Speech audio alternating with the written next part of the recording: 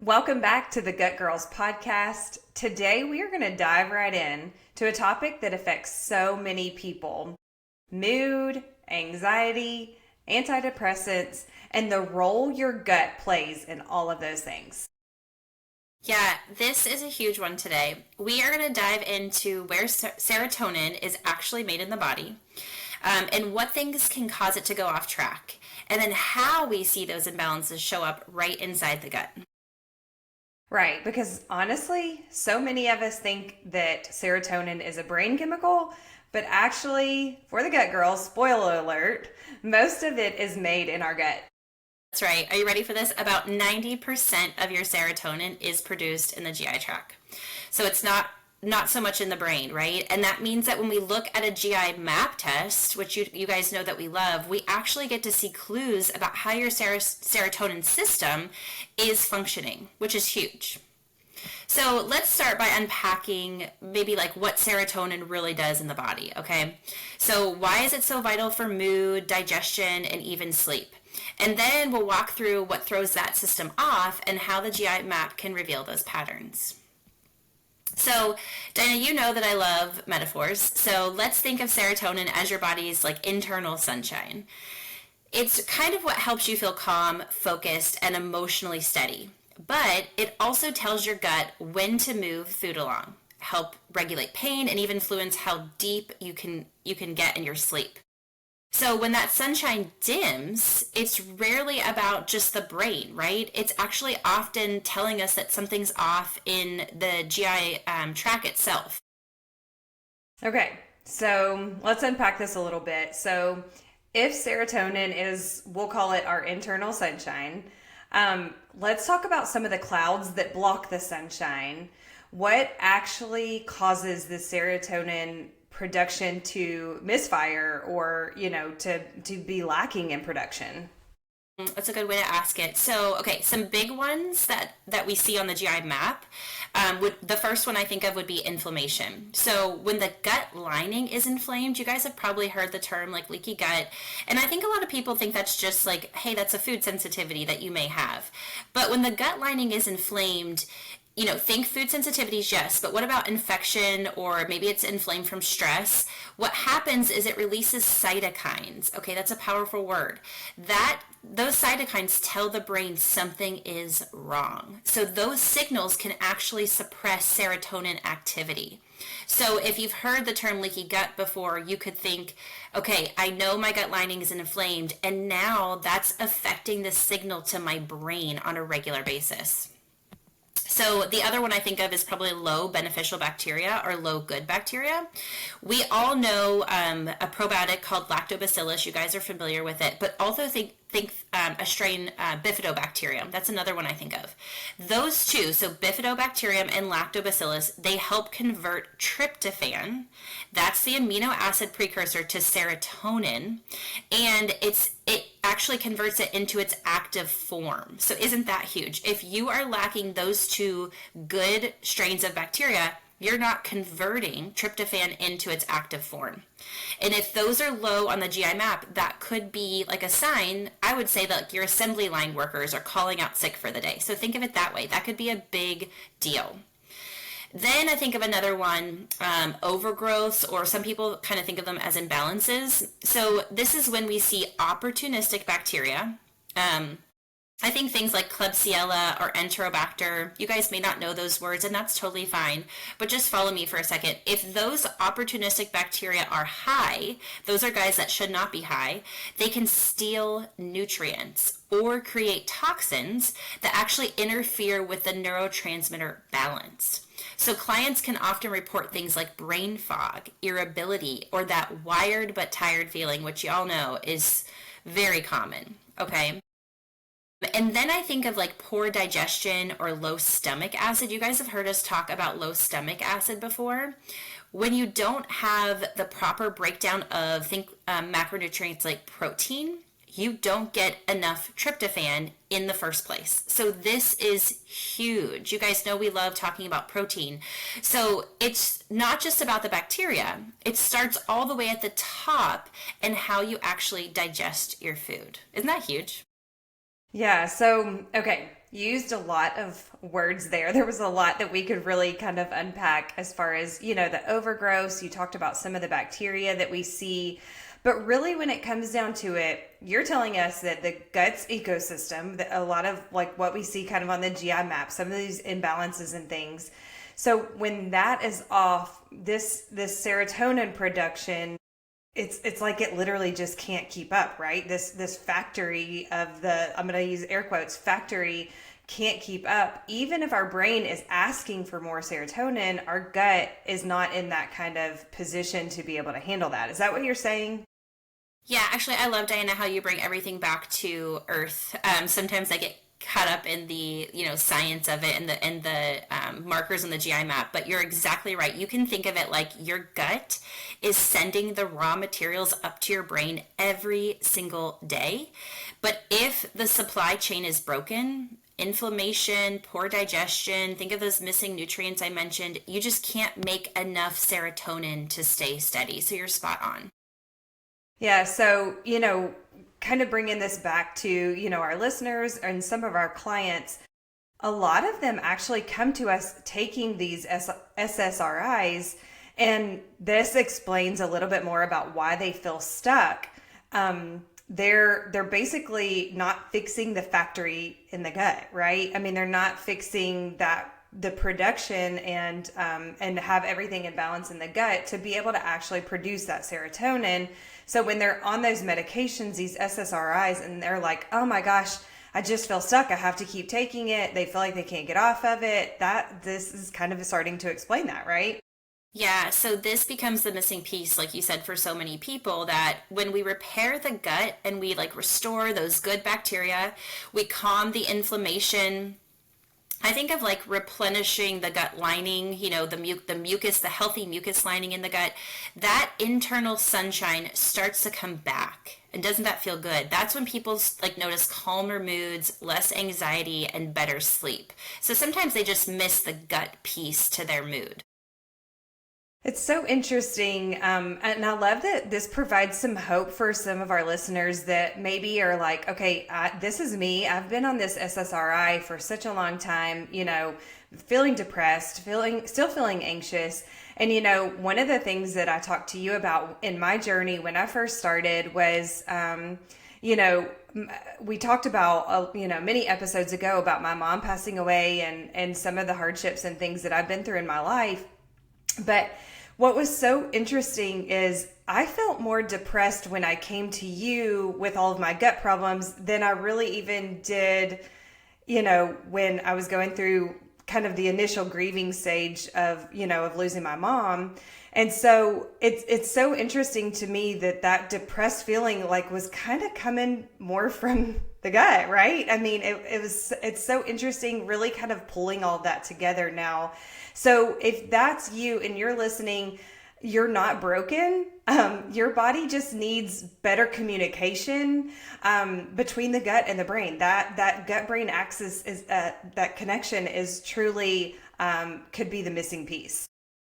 For sure. I mean, it's so powerful. That's why, I'm such a fan of the GI map, because it's so empowering when you actually get the validation of oh man, this is really the missing piece. And it lets you see what's going on behind the scenes instead of just guessing, because that's what a lot of people do. Okay. All right. So now we've kind of gotten through there. Let's dive in a little bit deeper. Tell us even a little bit more about the GI map and things that kind of highlights that you see on there that you say, okay, really even before maybe talking to the client and actually just seeing their stool test, you're like, I can actually kind of predict that they may, they may have mood disorder, maybe have their serotonin's off. They're having a hard time feeling joyful and happy, because you can actually see it on the stool test. For sure. I mean, you can see it's not like there's a marker, right, for mood. It's not like there's a direct marker for serotonin. There's not even a direct marker for anxiety, guys, on the GI map. It's not a diagnostic test by any means for these things. But like we had talked about, you can see other, like how the other signs in the GI map of like what the ecosystem looks like. That low stomach acid I mentioned before. One that I see a lot, a pattern I see a lot, is just that low beneficial bacteria. So if you were following along in the beginning and you're like, man, she's just throwing things at me, I don't quite understand all this. So listen again, and you could even get a pen and paper and think about it this way. The low beneficial bacteria, when someone's just completely depleted, we typically hear clients say like, I just feel flat. Or in another word, they'll say like, I'm just so unmotivated. I see this so much. It's almost like that good beneficial bacteria is just tanked, in other words. And so that means that they can't handle stress really well. I tell them like, you're not as stress resilient as you maybe were. Something switched, and now that stress resiliency is just not as robust. And so we need to work on getting those good beneficial bacteria back. And that can take time. And then another thing I see is just really high inflammation. I see, markers like calprotectin, which is in fact the gold standard for an inflamed colon. That is one of the markers on the GI map, and you can just see it sky high on people. And think about it, guys. This actually makes very common sense. If there's a fire going on in your gut, do you think you're absorbing nutrients? Not at all. And so that's one thing, is when inflammation is high, you're missing a lot of those nutrients that kind of help the neurotransmitter metabolism. There's a metabolism we think about when it comes to like weight, but there's also a neurotransmitter metabolism. And if you're nutrient deficient, that's just not going to happen. There can also be like some other overgrowth markers on the test, like certain bacteria that when they're high, they give off inflammation too. So not just calprotectin. Maybe we see certain strains of bacteria like Morganella or Citrobacter or Klebsiella. And again, you guys don't have to know what those bacteria are. The takeaway right now would just be there's signs of inflammation in the gut. And I'm just not talking about like just a little bit of inflammation. They're big. They come with a punch of inflammation. And so if we can work on kind of like getting the ecosystem back in balance, you can see the difference right away. And then another one I want to mention, Diana, is we talk about the liver a lot because we talk about detoxification. So there is a marker on the GI map called beta-glucuronidase, and what it tells us is it gives us insight on how you kind of recirculate your used hormones. Estrogen's a big one there. So guys, a lot of times you'll hear, that comment of like, oh gosh, she's just moody today, you know what I mean? Or whatever it is. And it's like, okay, is that person just moody today? I say that in air quotes. Or like, is there actually something going on currently with maybe how they're recycling their estrogens? And that can shift the mood and cause irritability. So that's a good, targeted marker that we can see on the GI map to get more insight. And I just think that this is fascinating. What do you think, Diana? It's funny. I was looking back, I was having flashbacks to the very first call that I had with you in 2017. I still remember sitting at my breakfast table, like with a pen and paper, and I had this test in front of me. And honestly, now that obviously I understand your side of the test at this point, then I remember hearing you say you have low beneficial bacteria. And I even wrote it in a blog post talking about, linking that to some of these depressed feelings that I had, some of the anxiety that I had. And so as you were talking through that just a second ago, talking about those low beneficial bacteria, the high inflammation, the high beta-glucuronidase, I was like, that's literally what my test looked like. And that didn't happen overnight for me, right? It kind of happened years and years of stress, of poor diet, not taking care of myself, not sleeping well, being a caregiver a lot, like I had talked about in some of our past things. So it was an accumulation of things that have happened to me. And then we see that parasite too. We're not going to go into my whole test, but we see that parasite and it's like, oh, it's because you have this other chaos going on inside the gut that your body can't get rid of that parasite. So you have this low beneficial bacteria, you have the high inflammation, and it's all making sense now. The GI map test is kind of giving me the why of why I'm moody, why I feel this way. It's so interesting. It is. It feels so I mean, the word that comes to my mind is validating, you know. I know as a female, I'm sure, I mean, I can't speak for males, but if you guys are listening, I'm sure that you guys can kind of feel the same way. Sometimes I like have gone through my life and think like, why is it so hard to be motivated right now? Like, why is it so hard to find joy? You know what I mean? Why is it a struggle just to show up some days? You know, now that I'm where I am in this field, it's like, well, this makes so much sense. You know, you could literally change your mood with, you know, one meal by just giving your body exactly what it needs to bring down inflammation, you know, to feed the good bacteria. That's why I love the gut so much, because you could change the pattern. Like, you could start changing this pattern, guys, almost instantly with a meal. That doesn't mean you eat one meal and you're back to, you know, where you want to be. It's the fact that you can change this in one meal. It's the consistency of that change then day after day that really brings you to the other side of the transformation. But I think it's fascinating, and I want to just remind you guys that, you know, this, what we do with the GI map, what we're talking about today, it doesn't actually diagnose depression or anxiety. So don't think that that's what we're doing here with using the GI map, but it just shows us like the terrain. And I use that word because I love to think of remember you guys have heard us talk about the gut as like a map. The intestinal tract is like a map, right? And so it kind of just shows us the terrain that we're dealing with. And that supports the chemistry of our mood. Yeah, and this part's it's so important because again, a lot of our listeners are probably on SSRIs and thinking about coming off. And so tell us a little bit more about maybe kind of what that means for them. Obviously, I know you're not a medical doctor, but you have some experience working with people that have chosen themselves to maybe come off of it. So tell us a little bit. Can you explain a little bit more about that? Yeah, I mean, absolutely. So the first thing we always say is medication decisions, as Diana just said, belong, you know, between you and your prescribing provider. So obviously we're not doctors here trying to give you medical advice, but our goal is to educate you so that you can then be empowered to make your own decisions. So let's just say for a second, SSRIs, let me go back to say they work by keeping serotonin available longer in the brain, okay? But if your gut isn't making enough serotonin to begin with, you're recycling on an empty tank. So I want you guys to realize that.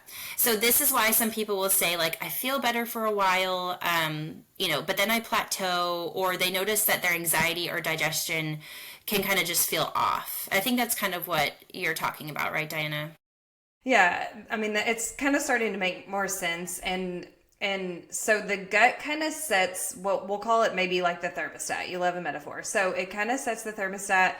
The brain kind of keeps regulating the temperature, but if the gut is too cold, it's not heating up, right? The way that it's supposed to, the whole system can't warm up. So it's, I mean, you know, going back, it's interesting when we kind of go back to even when we talked about how the metaphor of our body as a city and how it kind of all works together. This is all part of that too. It all is connected. Oh my gosh, you're like speaking my love language right now, with all these metaphors. I love it. And so, yes, this is exactly right. So, this is especially important. I remember you just mentioned people that are maybe on an SSRI, and I think you had mentioned, Diana, like someone who's trying to taper off of it. And people have come to us and they've had withdrawal symptoms. And again, when you reduce an SSRI, guys, your brain is asking for natural serotonin production to turn back on, right? When you start reducing a medication. But if the gut is still inflamed, what we're saying, if the gut is still inflamed, or if there's an imbalance, you know, not so good levels of good bacteria, it can't meet that demand. So when you're coming off of a medication, this is where you can get those withdrawal symptoms, and we just want to educate you around that. Yeah, so, it's common to see when you're going through this process, the mood swings, the fatigue, not feeling like yourself. I mean, this is your body telling you that it's trying to produce the serotonin. It's trying to change that gut pattern. So, there's so many things that you can do. Go back and look at our basics guide. Angela talked about how many things that you can do, on your side, to kind of improve all of these things just with you. You even mentioned a little while ago, just one meal. So I would encourage you to go back, listen to, we talk about our basics guide. Some of those things can make such a big difference if you're deciding to, you and your provider to go through this process. Yeah, we talk about this so much, even we've mentioned it in other podcasts about hormones, where we encourage you before you make any move, focus on your gut healing first. Things like she said in the basics guide, you're going to read back about things like fiber, diversity, and supporting digestion. We talk a lot about using bitters to support digestion, stabilizing your blood sugar. We talk so much in that basics guide about protein, and just the nutrients that support the microbiome. So the foundation can make the body's transition smoother, right? If you have that foundation that's in our basics guide, and it helps minimize the roller coaster with that so many people come to us just burnt out from that roller coaster. Yeah, and I don't want, again, we're not necessarily encouraging anybody to quit anything. We're not suggesting you talk to your doctor about quitting anything. But really, like, what our purpose is, and we talk about this all the time, we're kind of looking at the root of things, right? I mean, we're just wanting to provide some education. And these signals that your body, that you're receiving, these are signals that your body is giving you. So we're just encouraging you to listen, to do some of those things again that are from the basics guide, to provide some more stability for your body so that you're not maybe so reliant on those medications. You can go back and do some of those habits that can go such a long way. For sure. I mean, guys, we're educating you on the gut brain axis, right? And so even if you are on an SSRI, if you're someone who's thinking about getting on an SSRI, or let's say you had been prior to this podcast thinking about, hey, do I still need this medication? This applies to everyone. Even if you're not even considering an SSRI, the gut brain connection is so powerful. And what we really want you to understand is when you rebuild your gut, you will see more predictable patterns in your life with sleep and stress. And so when that happens, the signals that Diana is talking about, when they become more predictable, that's healthier, right? We all love predictability. And then that's the gut brain axis doing its job. Yeah, it's so powerful. And this is the piece, we've talked about the GI map test sometimes being sort of the missing piece that people are looking for. They're like, okay, I've already done this. I've done this. I've done this. And so what we try to get people to understand is it's not just about digestion. Sure, bowel movements are important, right? But there's so much more to this gut healing. The gut is really a huge part of who you are emotionally. Yeah. Do you remember people saying like you are what you eat? It's kind of true. If you're eating a lot of inflammatory foods, you are going to think with a lot of like what we call like brain fog. You know what I mean? You're going to be feeling those heavy symptoms that come with eating the inflammatory food. So like Diana said, it's part of who you are emotionally. Your gut bacteria are constantly talking to your brain through chemical messengers, and serotonin is one of their favorite languages. So when the conversation is flowing, everything just feels easier. So that's where lifestyle becomes your biggest tool. That's what we want you to know, because you can nourish that conversation between the gut-brain axis every single day, which means you do have a part to play in this. Yeah. So, all right.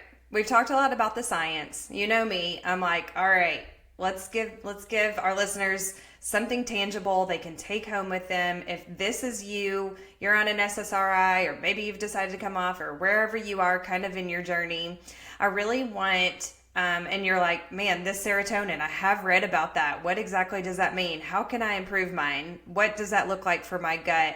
We've talked about a couple of times in here about nutrition and lifestyle and some of those things. So I really want you to kind of help them apply this directly to their life. What are some real life things that they can do and take away to help improve their serotonin?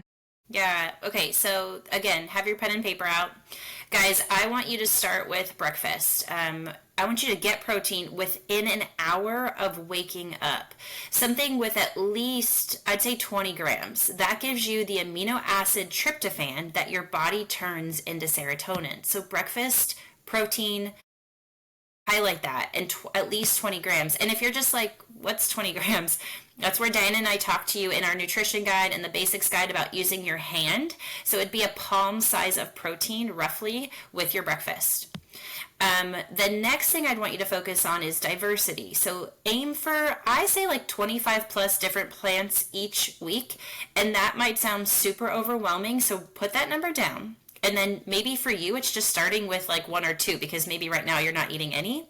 So that means think of like herbs. Like when I say herbs, think of spices, like even adding more spices to your cooking regimen. Like think of adding, basil, rosemary, thyme, garlic, cumin, anything like that. That's very aromatic when you're cooking.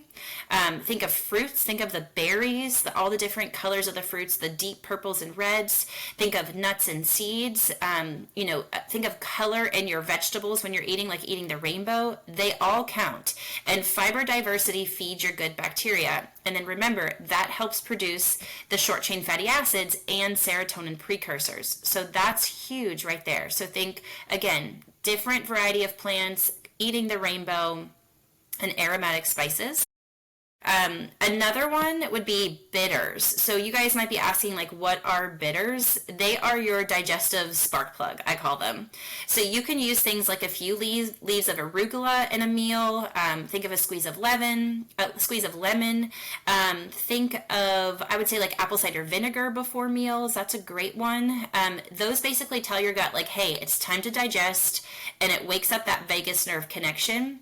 I even like to do teas, like ginger tea, like 30 minutes after a meal. So if you're a tea drinker, just make sure that you're using those bitters like fennel and ginger in your tea. Even dandelion root tea, those are fantastic.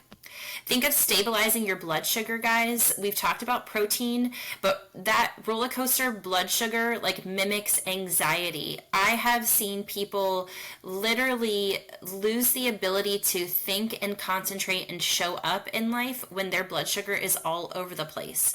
So to do that, you want to balance carbs with protein and fat, and do not skip meals. I used to be guilty of this, my goodness, and I would see it show up in so many ways in my health, but honestly, anxiety and depression were huge. I definitely think too, guys, if there's any moms out there postpartum that are listening, because I see a ton of postpartum moms as clients, and I would say, yes, you get busy with your kids, but you are the priority. You do need to feed yourself. You need to be eating several small meals a day so that your blood sugar is not all over the place, because that serotonin production needs steady energy. I have a few more, Diana, and I think this is so crucial. You guys are getting loaded with information. So think another one, like gentle movement, but not just like, hey, one day I hit 10,000 steps and the next 2 days I did nothing. It's all about consistency, okay? So you don't need high intensity. You can do things like I said, walking, Pilates, or strength training 3 to 4 times a week. That increases your serotonin receptor sensitivity. So that's huge. It's all about consistently moving your body. So you've got to find something that works for you and your schedule that you can continue to show up for.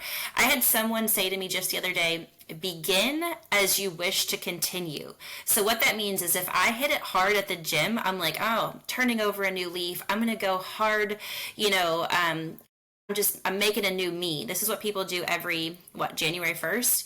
If you begin as you want to finish, that means start at a pace that you're going to be able to show up every single time. So begin as you wish to finish. Don't just dive into it, because you will burn out. And then lastly, Diana, prioritize the nervous system. So we talk about this so much. Things like, take a deep breath, journal, go outside, get your feet on the ground. That's called grounding in nature. It's so huge. The gut and brain talk through the vagus nerve. So if you don't have a way to ground your nervous system regularly, you're just out of control, and your gut feels out of control, and then that's your mood, right? Yeah, I appreciate you kind of breaking that down for us, and I'm going to ask you next about a couple of supplements, because that's what a lot of our listeners are interested in, our clients are interested in. But I love that you know make it lifestyle choices, food choices, feeding the microbes, feeding the gut with what it's really with what it's really craving, right?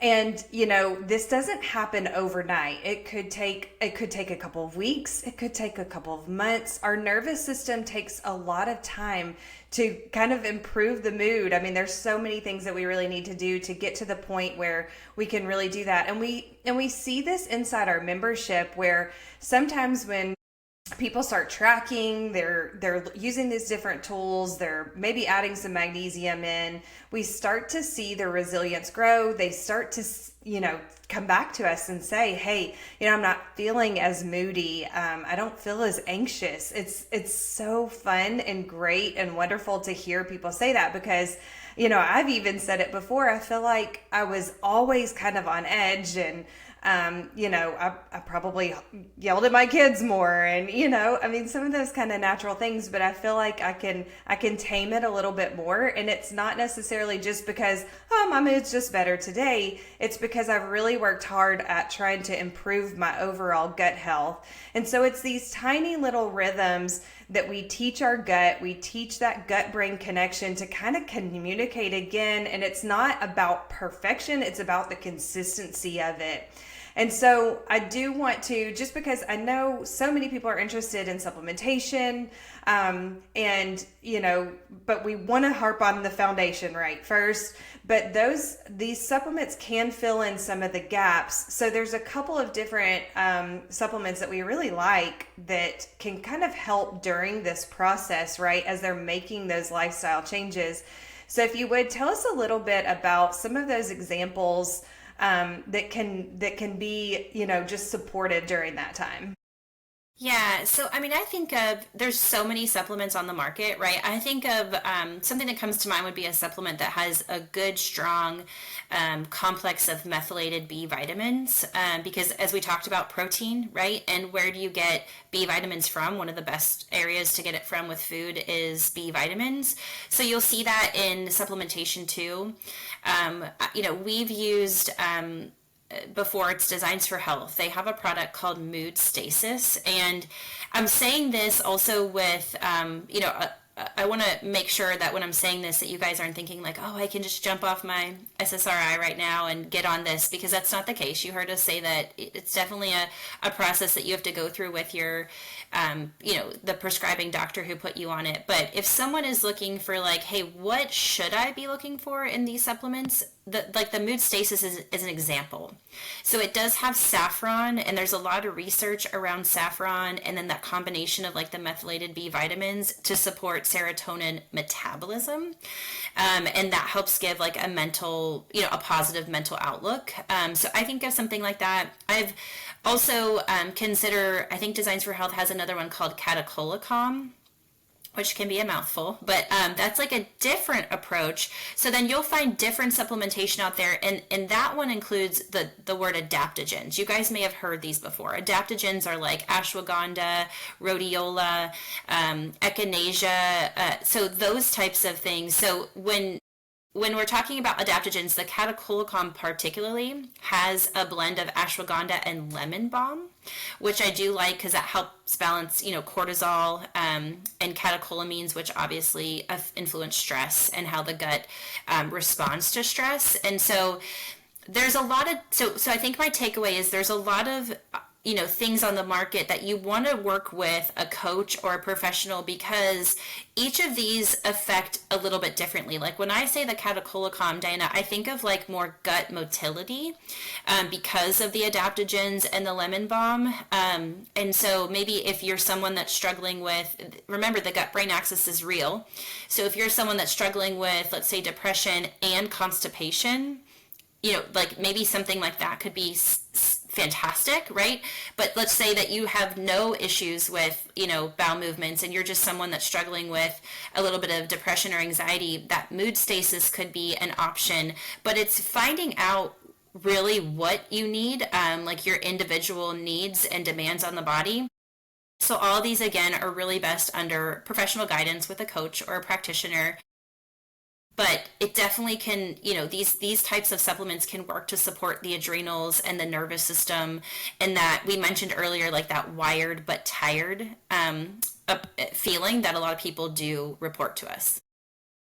Yeah, and I love how you put that. It's definitely not a direct replacement for medication with those supplements. We've both been working with supplements for a long time now, and can tell you that that is something that you need to work with with your provider. But we want to coach you on some of those choices that you can make to really provide that safety for our body, really to provide those nutrients and things that our body isn't getting, and of course calming the nervous system, and like Angela said, working through the adrenals and some of those things as well.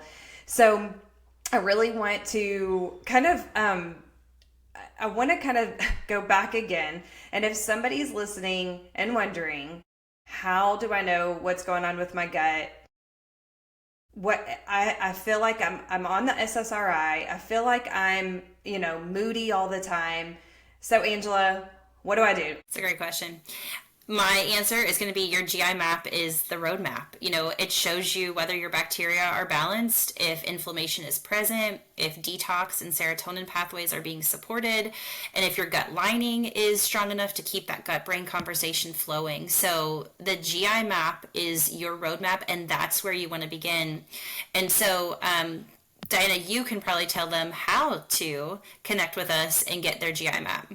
Yeah, I mean, we've definitely seen this time and time again with the GI map, with just my story. And that's how this whole Gut Girls thing started in the first place, right? Back in 2017, when we pulled up my test and I had low good bacteria. No wonder I was so moody. No wonder I felt the way that I did. And so if that's you, the best thing that you can do right now is to go to our website, gutgirls.health, book a free 15 discovery call with one of us, and we'll help you get started. If you are listening, we want to provide you with hope. We want to provide you with the encouragement that you can do this. Take those small steps. It's not about perfection. It's about consistency. And we would love to help you in your journey. We will catch you guys on the next episode. We hope you've enjoyed this one. The Gut Girls podcast is for educational purposes only and is not intended to diagnose, treat, cure, or prevent any disease. We are not acting as licensed medical professionals. Always consult your doctor before making any changes to your health routine.